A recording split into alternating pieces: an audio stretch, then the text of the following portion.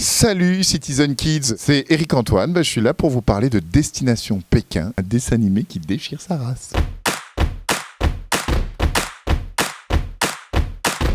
C'est mon premier doublage, ça fait des années que j'en avais envie, que j'essayais de le faire savoir un peu partout, et là on m'a proposé ce rôle. J'ai adoré faire ça, c'est ludique, c'est difficile, ça demande de la maîtrise, de la pratique et en même temps du lâcher prise.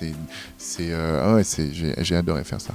Je joue le personnage de Peng, ce petit coquin qui est un jar qui se la pète énormément, qui pense être le plus fort, le plus beau gosse de tous, qui vole plus vite que les autres, qui est un surdoué de l'aéronautique, mais qui n'est pas forcément très sympathique au débarrage de l'histoire.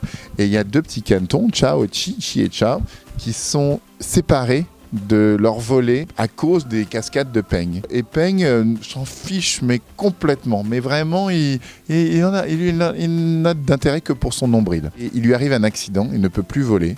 Sa volée à lui est partie. Il se retrouve tout seul, devoir traverser toute la Chine, car telle est la toile de fond, à la merci des prédateurs avec son aile cassée. Et il se dit, comme bouclier, j'ai qu'à récupérer les deux petits cantons. C'est juste horrible. Et ça, c'est le démarrage de l'histoire. Et bien sûr, c'est leur route ensemble au travers de la Chine pour retrouver leurs familles respectives. Il y a beaucoup de films, de scènes d'action, donc ça bouge dans tous les sens. Et c'est très drôle, il y a une générosité folle au travers des personnages secondaires. C'est-à-dire que tu as la vieille tortue sage, un peu barrée. Tu as le général des oies qui se la pète et complètement trop strict. T'as l'écureuil, à mon avis, dans les noisettes, il y a des trucs un peu bizarres.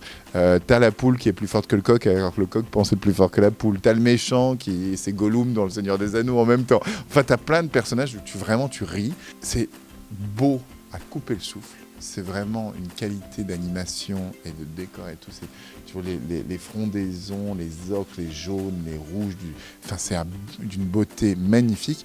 Et puis c'est très émouvant. C'est-à-dire le rapport entre l'enfance et l'adulte, le rapport à la paternité, à la maternité, le rapport qu'on est plus fort ensemble et que les enfants qui sont les plus faibles finalement rendent plus forts les adultes qui s'en occupent d'eux.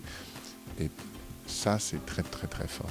Le grand film d'animation, c'est celui qui propose des niveaux de lecture. C'est-à-dire que l'enfant, il trouve son bonheur parce que c'est drôle, parce que ça bouge dans tous les sens. Voilà. L'adulte, il trouve son bonheur parce que c'est très référencé, parce qu'il y a des références culturelles, cinématographiques, parce qu'il y a du second degré, parce que le texte est bien écrit, parce qu'il y a des vraies vannes. Et l'adolescent, parce que c'est un peu rock'n'roll, ça va un petit peu dans l'interdit. Et quand tu as ces trois choses, l'enfant que tu es, l'adulte que tu es, l'ado que tu es, ou les enfants, les ados, les adultes, ils vivent quelque chose de sympa. Et donc je pense que celui-là a bien compris cette recette.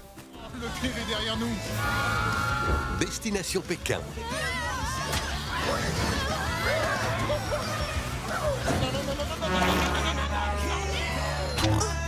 Le 15 août au cinéma.